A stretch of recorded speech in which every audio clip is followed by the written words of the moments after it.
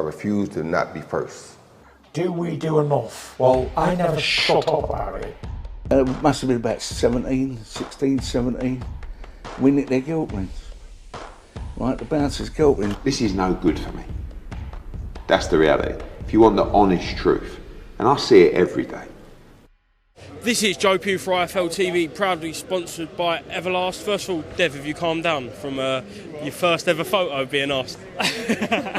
I know, right? I mean, they saw me and they was like, let's get a photo of Dev Sahni or with Dev Sahni. The Twitter king. What is going on, Joe? What is going on? But, yeah, I'm sure I'll be tagged in it later on social media. I'll repost, I'll share it. Let's get the message out there. If you see me, ask me for a photo. I'm a nice guy.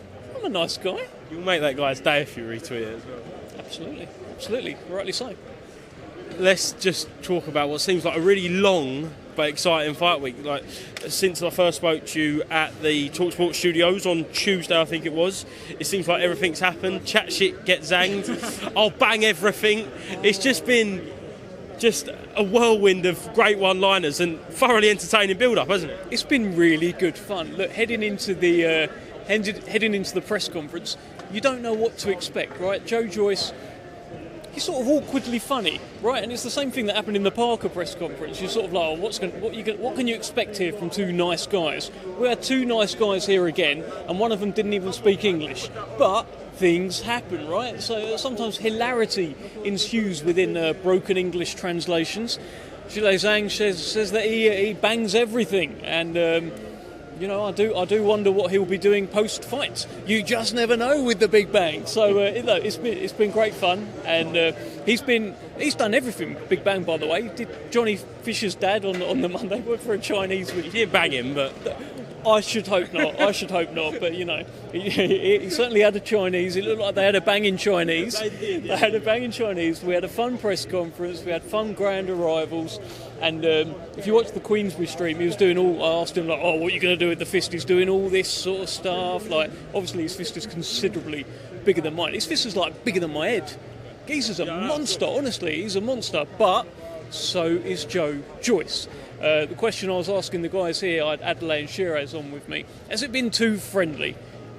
And they think, look, it switched a little bit at the face-off. The final face-off, you could see there was a real intensity in their eyes.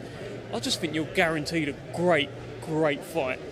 Great fight. I love this fight. I think if this week has proved anything, it shows that you don't need to be mega needle to build a really good fight. It was fun, and you kind of got the best out of both of them. Yeah, I think so. If there's no natural needle there, you don't want to force it. And with Zhang and Joyce, you're not going to be able to force it. They couldn't act. They're not going to do anything like that. But yeah, when a real fight is a real fight, it sells. And I think we probably need to get the ring reinforced on Saturday. I mean, they are so big. Absolute lumps. And here's the other thing. I don't know if you guys noticed. He's come in at about a stone lighter than what he did against Joe Parker. Now, the theory is there. Obviously, he's going to be a little bit faster, right? So he's going to be able to move about a little bit. But also, I wonder if that affects his punch durability. Having a stone less, I know they're big guys anyway, a stone less to absorb a big bang. Let's see. Just a couple of things I want to ask you about. First of all, the man who was on the live stream with you, David Adelaide, he kind of didn't go his way. It's not what he wanted. Yesterday we heard that it's Fraser Clark who's been mandated to fight Fabio Wardley. Just a word on that? I was surprised. I understand, Fraser Clark's got tremendous amateur pedigree. He's a fantastic fighter. So I get it. But I was a little bit surprised. I thought Adelaide, considering he's had more fights in his career, he's 11-0. Both Clark and Solomon Dakers are both 6-0. I thought Adelaide would get the nod. He's disappointed. I'm quite disappointed as well. But look, this is just a little bump in the road. He's going to get to the very top. And I think it's lit more of a fire in him. It's a little bit of adversity. He's faced adversity in the ring. He's facing it outside the ring. It just makes you a stronger character, and I'm looking forward. He actually said on the stream that he's going to fight with more anger now. So a more angry Big D. I think that we're going to see some good nights. Definitely. And just wondering what's happened with Michaela Mann and Christina Linodatu. They didn't weigh in. What's going on there? You may even know more than me. I was doing the live stream, and guy said in my ear, Jake said in my ear, like they're not here, so probably don't talk about it. So I actually don't know. I haven't caught up with anyone yet. I've just come off the stream myself, so don't know. I definitely see Linodatu here, like doing a check weight before. Right. So I don't know. I haven't seen Michaela Mann. So could that fight be in jeopardy, or is just none the wiser? I don't know. Don't know. Last one, bit of controversy maybe heading into the fight with the referee choice, Howard Foster. The Lanes, obviously Big Bang's team, were not happy about that, mainly based on Fabio Wardley's, some say, early stoppage against Michael Coffey. Do you agree with that? I don't know. I mean, look, you've got to trust the British Boxing Board of Control, right? They are the people in charge here. If the lanes have complained, I'm sure the board will listen to that and make their decision. But the fight is here in the UK, and it is all sort of at the discretion of the British Boxing Board of Control. I'm not going to speak on the different referees and their assets and attributes. I don't really want to get into that.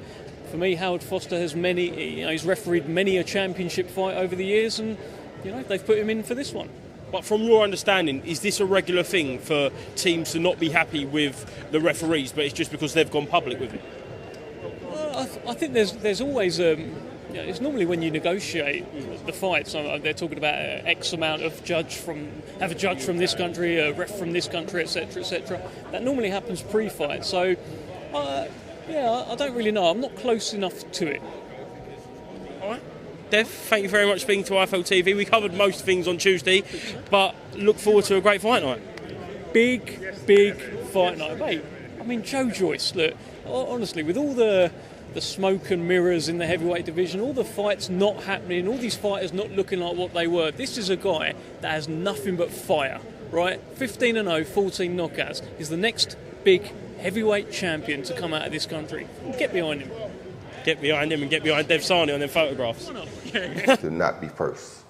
Do we do enough? Well, I never shut up about it. It must have been about 16, 17. We nicked their guilt rings. Right, the bouncer's guilt rings. This is no good for me. That's the reality. If you want the honest truth, and I see it every day,